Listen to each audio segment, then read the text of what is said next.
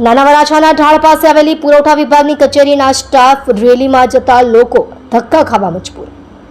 પૂર્ણા અનાજ પુરવઠા કચેરીમાં રાશન કાર્ડના કેવાયસીની કામગીરી ઝડપથી હાથ ધરવા કોર્પોરેટર વિપુલ સુહાગિયાની કલેક્ટરની રજૂઆત. સર્વર ડાઉનની કાયમી બની ગયેલ સમસ્યાનું નિરાકરણ કરવા તેમજ નવી ઓફિસ બિલ્ડિંગ બનાવવા વિપુલ સુહાગિયાએ કલેક્ટરની રજૂઆત કરી. સુરત શહેરના પૂર્ણા વિસ્તારમાં આવેલ પૂર્ણા અનાજ અને પુરવઠા કચેરી અંતર્ગત અંદાજે 10 લાખથી વધુ વસ્તીનો વિસ્તાર આવેલ છે, જેથી હાલમાં પૂર્ણા પુરવઠા વિભાગની કચેરીમાં સવારથી રાશન કાર્ડના કેવાયસી કરાવવા લાઈનો લાગી રહી છે, પરંતુ કચેરીમાં માત્ર 4 જ વ્યક્તિનો સ્ટાફ ફરજ બજાવી રહેલ છે, જે 5 લાખની વસ્તીએ પૂરતો નથી. તેમજ તેમાં પણ સ્ટાફ ઘણી વખત રજા પર હોય છે. તેમજ અવારનવાર સર્વર ડાઉનની સમસ્યાના કારણે તમામ પ્રકારની કામગીરી અત્યંત મંથર ગતિએ ચાલી રહેલ છે. તેમજ જે સ્ટાફ છે તે પણ સમયસર ઓફિસની કામગીરીમાં જોતરાતો ન હોય. કામગીરી ઝડપથી અને વગર ધક્કે કરાવવા ટાઉટ પ્રથાને શરણે લોકોએ જવાની ફરજ પડી રહી છે. નમસ્કાર, હું વિપુલ સુહાગિયા, કોર્પોરેટર, સુરત મહાનગરપાલિકા, આમ આદમી પાર્ટી.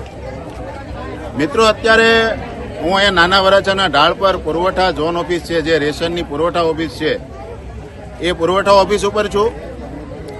આપ અહીંયા જોઈ શકો છો, આજે લોકોની લાઈનો લાગી છે. દરરોજના માટે આવી અહીંયા લાઈનો લાગે છે કેવાયસી માટે. આ સરકારનું એક જ કામ છે કે લોકોને લાઈનમાં રાખો. કાલે પણ હું અહીંયા આવ્યો હતો, આજે પણ આવ્યો છું. કાલે પણ સર્વર બંધ હતું, આજે પણ સર્વર બંધ છે. જ્યારે આવો ત્યારે કાં કર્મચારી રજા ઉપર હોય, કાં કોઈ કમ્પ્યુટર બંધ હોય, કાં સર્વર બંધ હોય, નેટ બંધ હોય. આ હાલત રોજની છે. રોજે લોકો આ રીતે અહીંયા ટળવળે, સવારના વહેલા આવે, લાઈનમાં ઉભા રહે.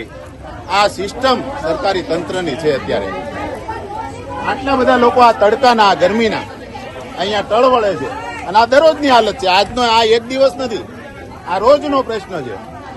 કર્મચારીઓની અંદર ખૂબ મોટી ઘટ છે. મૂળ 4 થી 5 કર્મચારી છે. 1.25 લાખ રેશન કાર્ડ ધારકો આ વિસ્તારના છે. 5 લાખ રેશન કાર્ડમાં એમાં નામ છે લગભગ. અને આવી આ જૂની ખંડેર કચેરી અંદર જગ્યા નથી બેસવાની, કર્મચારીને બેસવાની જગ્યા નથી. અંદર બધા ડોક્યુમેન્ટના થપ્પા મારેલા છે, બહાર ઓસરીમાં પણ થપ્પા માર્યા છે, જગ્યા નથી. હું તમને હમણાં બતાવું અંદરની પરિસ્થિતિ. આ આટલું જૂનું મકાન, 1.25 લાખ રેશન કાર્ડ ધારકો છે. આ લોકોનું કઈ રીતે અહીંયા કામ થાય? અંદર બેસવાની, કર્મચારીને બેસવાની જગ્યા નથી. કર્મચારીઓ પણ ઘટે છે. એ લોકોને ક્યારેક ચૂંટણીના કામ હોય. આજે આરટીઆઈની અપીલમાં ગયા છે, માત્ર 2 ક્લાર્ક અંદર છે, અને આટલા બધા લોકો અહીંયા ટળવળે છે. આવો અંદર હું તમને બતાવું. હા, બોલો. શું? કાલે અમે 3 કલાક ઉભી આ બાજુ કાલે અમે 3 કલાક અહીંયા ઉભીને ગયા. કોઈ કર્મચારી કાલે આવ્યા નતા. કાલે એ લોકો રેલીમાં ગયા હતા.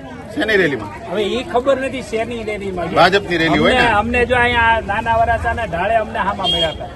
ભાજપની રેલીમાં બધા કર્મચારીઓને ભાજપે પોતાની પાર્ટીના પ્રચાર માટે ગમે ત્યારે પાર્ટીનો પ્રચાર રેલી હોય ત્યારે આ અધિકારીઓને બોલાવી લેવાના.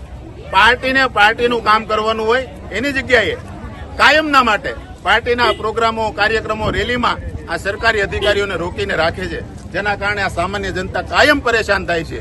આના માટે આપણે સૌએ જાગૃત થવું પડશે. એના માટે પરિવર્તન કરવું પડશે.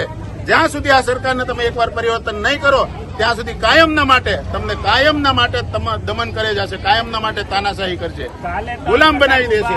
બનાવી દેવામાં કઈ બાકી નથી રાખ્યું. હવે આજે ના પાડે તો પાછું કાલે